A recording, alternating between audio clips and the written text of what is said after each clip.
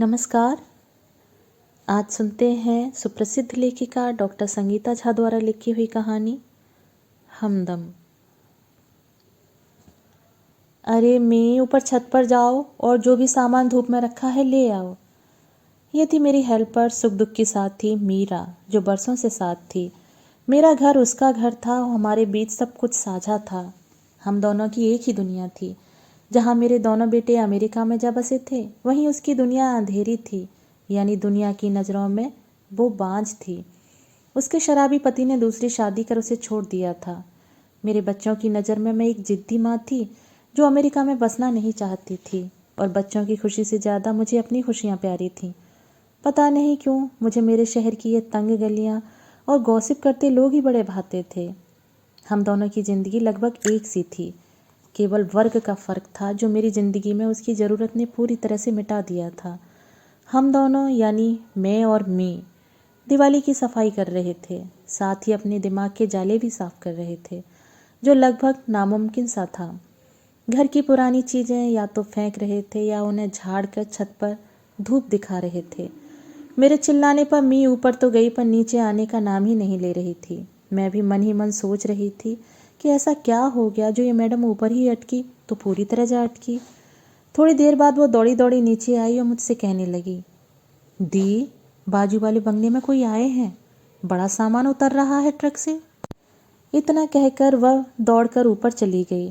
वो मुझे दी कहकर पुकारती है, इसके दो मायने हैं। एक दो मेरा नाम दीपा पहला अक्षर, दूसरा दीदी का पहला अक्षर। हम अपनी ज़िंदगी इस छोटे से शहर में भी अपनी तरह जीते हैं।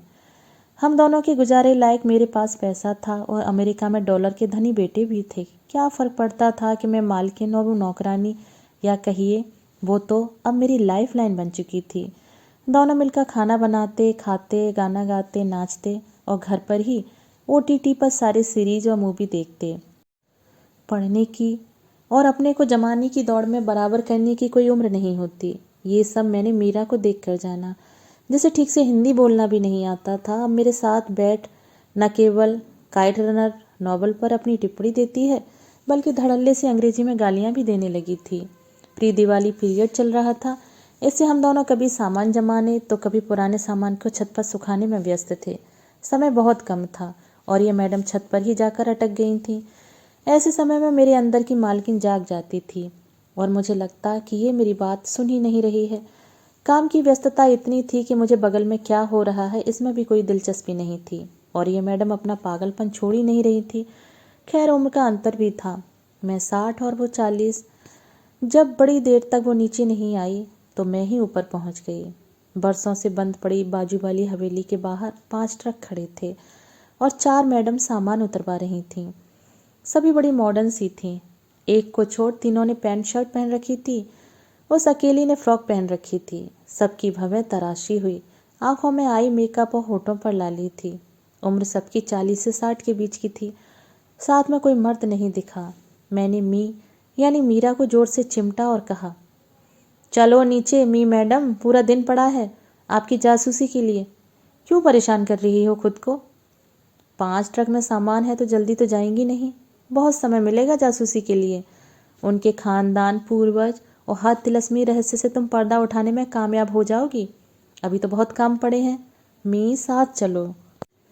उस दिन की हमारी तहकीकात तो वहीं ख़त्म हो गई, लेकिन पूरे समय सामान खिसकाने और ठोंकने की आवाज़ें आती रहीं। अच्छे पड़ोसी की भूमिका निभाते हुए ड्राइवर राजेश के हाथों पूरी सब्जी और साफ पानी भिजवाया। 2 बार गरम गरम चाय और बिस्किट भी भिजवाया। मी तो वहाँ खुद जाने के लिए मचल रही थी, लेकिन मैंने ही उसे रोक लिया। घर पर इतना काम जो था। ड्राइवर मी को बता रहा था कि वहाँ कोई पुरुष था ही नहीं। वही चारों मिलकर सामान सरका रही थीं और दीवार में कीलें भी ठोंक रही थीं। मी ने उसकी चुटकी भी ली। तुम ही बन जाते उनके मर्द, करवा देते मदद। राजेश ने कहा, अरे देखा नहीं है ना तुमने, इसी से ऐसा कह रही हो। बाप रे, चारों की चारों इतनी हट्टी कट्टी हैं, मेरे जैसे 4 को एक साथ पटक दे। नहीं तो जाओ आजमा के देख लो। मैं तो कुछ घर के कामों में तो कुछ बेटों से वीडियो कॉल में इतनी व्यस्त थी कि सिर्फ इन दोनों की बातें ही सुन रही थी, लेकिन उनके घर से काफ़ी आवाज़ें आती रहती थी। करीब 5 दिन तक तो ट्रक ही आते रहे। मेरी पूरी सफाई धनतेरस के एक दिन पहले ही खत्म हुई। धनतेरस की शाम जब छत पर पहुंची तो पाया कि बाजू वाली मनहूस कोठी पूरी तरह से जगमग कर रही थी और खूब गाना बजाना चल रहा था। मेरे पास समय कम था, इससे ज़्यादा पता लगाने का न समय था न जिज्ञासा। सोचा दिवाली के बाद सारी तहकीकात करूंगी। दिवाली में भी खूब पटाखों का शोर बगल से आता रहा। ड्राइवर और मी ने भी उनके घर जा दिवाली मनाई। मैं ही सकुचाती रही। भले मीरा और राजेश को घर के ही सदस्य के रूप में रखा था, लेकिन हमारा रिश्ता घर तक ही सीमित था। बाहर तो मैं उनके साथ मालिकिन ही थी। लोक लाज भी तो कोई चीज़ होती है। उनके साथ दौड़ दौड़ कर तो मैं अपनी जिज्ञासा शांत नहीं कर सकती थी। दिवाली बीत गई पर मेरे काम खत्म होने का नाम ही नहीं ले रहे थे। रोज मी और राजेश नई नई खबर देते थे, जो पड़ोसी घर की ही रहती थी। कहाँ सालों की मनहूसियत और अब 24 घंटे की चहल पहल। त्योहार सारे बीत गए और दिसंबर का महीना भी आ गया।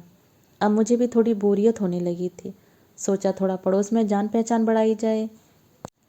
एक दिन मुझे सारी रात जागना पड़ा। पड़ोस से हथौड़े की आवाज़ जो आ रही थी। सोचा सुबह होते ही विनती करूंगी कि रात को इस तरह के काम ना करें। मैं पहुंचती इसके पहले ही 4 देवियां मेरे द्वार पर हाजिर थीं और ढेर सारे सामान के साथ, जिसमें मेरा सारा बचपन समाया हुआ था। उनके साथ था नसीम, चाची के हाथ से बने जैसा अंडे का हलवा, अम्मा की सुगंध वाली गुजिया और मेरे बचपन की दोस्त एंड्रिया के यहाँ बनने वाले छोटे छोटे पैनकेक, साथ ही गुरुद्वारे में बंटने वाला वाहे गुरु का प्रसाद। मैं कुछ बोल पाती उसके पहले चारों ने हाथ जोड़कर कहा, दी हम शर्मिंदा हैं कल रात के लिए। आप तो जानती हैं ना कि प्लम्बर मिलना कितना मुश्किल है। बड़ी मुश्किल से कल रात सारे नल ठीक करवाए। सॉरी, आपको पहले बताना भूल गए थे। ये घर शायद सालों बंद था, इसे बहुत सारा इलेक्ट्रिकल और प्लम्बिंग वर्क करवाना पड़ा। Sorry sorry. उनकी बातों में इतना अपनापन था कि मैं रात की तकलीफ लगभग भूल ही गई थी। थोड़ी सी जो जानकारी मिली कि वे 4 सहेलियां हरमीत, उमा, उज़मा और मेरी एक साथ रहती हैं और उनका एक NGO है जिसका नाम उन्होंने खुद के नाम पर हम यानी HUUM रखा है। हरमीत उनकी लीडर है और ये लोग अंडर प्रिविलेज्ड औरतों के लिए सब कुछ करते हैं, यानी एजुकेशन, पारिवारिक अत्याचार से मुक्ति और एम्प्लॉयमेंट, सारा कुछ करती हैं। अपने काम उसके रिजल्ट से सारी बड़ी खुश हैं। उनके पास 500 से भी ज़्यादा औरतें काम करती थीं। ठीक बांग्लादेश के बैंक की प्रयोग की तरह हर स्त्री की इस NGO में भागीदारी थी। वहाँ पढ़ने आने वाली स्त्रियाँ ही बाद में वहाँ टीचर बन जाती, सिलाई सीखने वाली बाद में ट्रेनर। कुल मिलाकर ज़्यादा मुनाफा नहीं, करीब करीब 300 परिवार इन चारों पर निर्भर थे। उन चारों की अलग अलग दास्तान थी, जिसकी वजह से ये आपस में जुड़े सभी ने परिस्थितियों के आगे घुटने टेकने से ज़्यादा लड़कर आगे बढ़ने का रास्ता अपनाया। हरमीत एक अच्छे परिवार से थी। उसने दिल्ली विश्वविद्यालय से इकोनॉमिक्स में BA किया। पोस्ट ग्रेजुएशन के दौरान वो एक जागीरदार परिवार के लड़के गुलशन से मिली, जो हरियाणा का जाट था।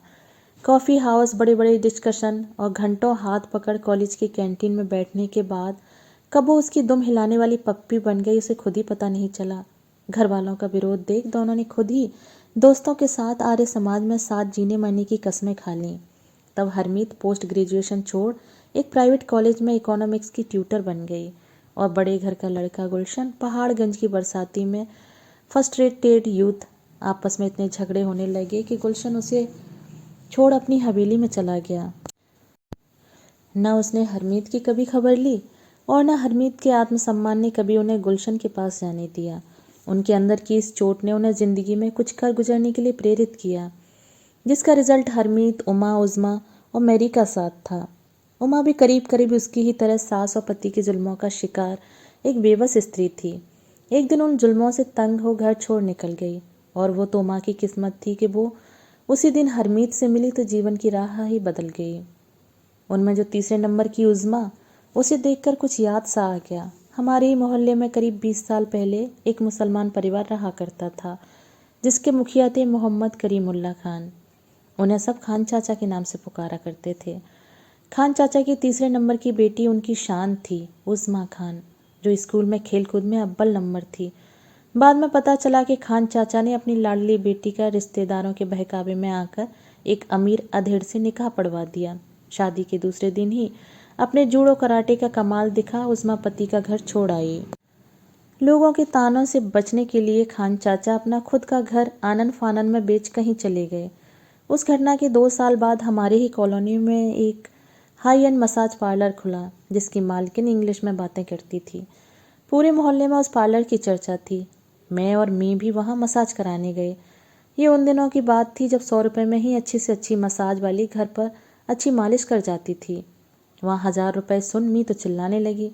वहाँ प्यारी सी सर पर हेडफोन लगाए उज़्मा को मालकिन के रूप में देख बड़ा अच्छा लगा। मुझे देख बड़ी खुशी हुई। वेलकम भाभी, कैसी हैं? मैंने पूछा। तुम कैसी हो? वो ठहाके मारकर हंसने लगी। कैसी दिख रही हूँ? बहुत खुश हूँ, बिल्कुल खुश, अपनी मर्जी की मालकिन। मुझ पर फिर से उसने नज़र डाली और एक विषाद की रेखा उसके माथे पर उभरी और धीमी आवाज़ में उसने कहा, आप भी असमंजस में होंगी कि मैं और मेरा मसाज पार्लर, लेकिन शायद एक उभरती प्रतिभाशाली एथलीट का हमारे देश में ऐसे ही मर्डर होता है। मैं अपनी किस्मत को ही दोष देती हूँ। वो अब्बा ही थे जो मुझे मेरे पैशन को जीने के लिए प्रेरित करते थे। मेरे हर मुकाबले में मेरे साथ रहते थे। एक बार खेल के मैदान में मुकाबले के बाद मुझे एक लड़के के साथ कोल्ड ड्रिंक पीते क्या देख लिया, खुद के अंदर एक जालिम बाप पैदा कर लिया। मैं लाख सफाई देती रही, लेकिन उनके अंदर का प्यारा बाप तो मर चुका था। तीसरे ही दिन मेरा निकाह उनके ही हम उम्र के साथ पढ़वा दिया। निकाह के दूसरे दिन मैंने अपने जूडो कराटे वाले दाव जो अब्बू ने ही सिखाए थे आजमा उस घर से हमेशा के लिए विदा ले ली।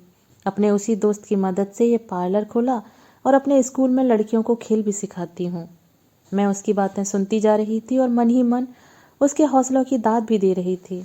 उसने बताया उसके पार्लर में काम करने वाली सारी लड़कियां ठीक उसकी तरह किस्मत की मारी हुई हैं, जिसे वो आर्थिक मदद के अलावा ज़िंदगी से लड़ने का हौसला भी देती है। थोड़े दिनों बाद पता चला कि उसके सो कॉल्ड पति पॉलिटिकली स्ट्रॉन्ग बैकग्राउंड रखते थे। उन्होंने गुंडे भिजवा कर वो पार्लर ही बंद करवा दिया। आज सालों बाद उज़्मा यहाँ दिखी। न उसने न मैंने अपनी पुरानी पहचान का जिक्र किया, दोनों ने ही चुप्पी साध ली। इसी तरह मैरी भी अपने पति की एडल्ट्री का शिकार थी। कुल मिलाकर चारों सहेलियां अपने आसपास कुछ बदलाव लाना चाहती थीं। अपनी अपनी धार्मिक पहचान उन्होंने बाकी रखी थी, जिसका सबूत दिवाली, क्रिसमस, संक्रांति और मिलाद उन्नवी का उनके घर सेलिब्रेशन था। चारों अपने अपने ईश्वर पर बड़ी आस्था रखते थे। उसके बाद मेरा और मी का वहाँ आना जाना लगा रहता। मुझे भी अपने हुनर यानी कुकिंग के कुछ टिप्स वहाँ आने वाली महिलाओं को सिखाकर बहुत आनंद आता था। कभी वहाँ हम सब मिल डांस तो कभी अंताक्षरी खेलते। मैरी और मी की ज़िंदगी पूरी तरह से बदल गई थी। मैं स्कूल में बैडमिंटन चैंपियन थी, जो लगभग भूल ही गई थी। मैंने जहाँ छोटी लड़कियों को बैडमिंटन खिलाना शुरू किया, वहीं मी कबड्डी सिखा रही थी। बच्चे जब भी कॉल करते, मैं या तो थक के चूर रहती या बिजी। तभी मैंने एक निर्णय लिया कि मेरे घर और पैसों की बच्चों को कोई ज़रूरत नहीं है और ना ही वो लोग इंडिया वापस आने वाले हैं, तो क्यों ना अपने जीवन को सार्थक बनाया जाए।